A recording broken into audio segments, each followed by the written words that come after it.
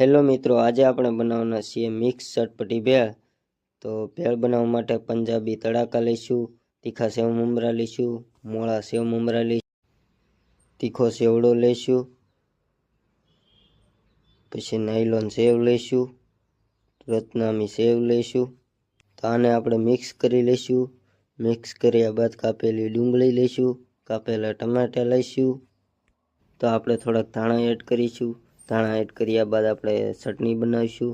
પાણી ગરમ થાય પછી રજવાડી ચટણી નાખશું, એને 5 મિનિટ પાકવા દઈશું। પાકી જાય પછી આપણે ભેળમાં નાખવાની છે। તો આપણી ચટણી પાકી ગઈ છે, તો નાખીને આપણે મિક્સ કરી લઈએ। તો આપણી મિક્સ ચટપટી ભેળ તૈયાર થઈ ગઈ છે। તેમાં લીંબુ નાખીને ખાવાની મજા જ કંઈક અલગ છે। તો આવી ચટપટી ભેળ કોને કોને ખાધી છે કોમેન્ટમાં કહી દેજો। આવા જ વિડીયો જો આઈડીને ફોલો કરતા રહેજો। ઓહો, મજા જ આવી ગઈ। તો મળીએ નવા વિડીયોમાં। Tata, bye bye.